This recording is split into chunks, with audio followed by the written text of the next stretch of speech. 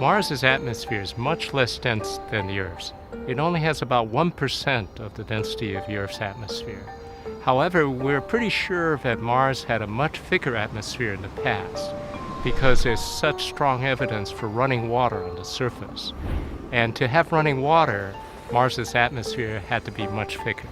Now, MAVEN is going to look at how Mars lost its atmosphere, in particular, whether it could have lost its atmosphere to space. My name is Bob Lin. I'm a professor of physics, and I work at the Space Sciences Laboratory of the University of California at Berkeley. MAVEN is a Mars Scout mission for NASA, and it's an orbital mission to Mars, which is designed to study the loss of the atmosphere of Mars. For example, if there was a large solar eruption, if the solar wind increased in strength, we could then look at how the atmosphere gets lost in each of these situations.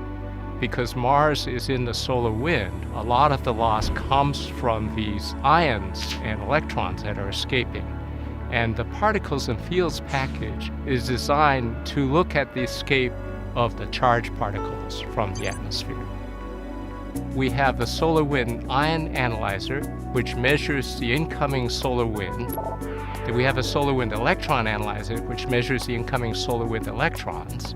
We have the Langmuir probe and waves instrument, and that measures solar ultraviolet. It also measures low-energy electrons that might be escaping from Mars.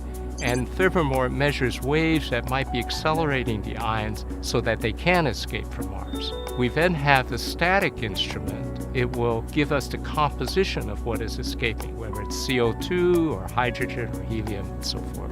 The Solar Energetic Particle instrument, SEP, measures high-energy particles from the sun, and those particles will hit the atmosphere and cause a lot of damage. And finally, there's a magnetometer, which will measure the magnetic field in the solar wind and the magnetic field of Mars.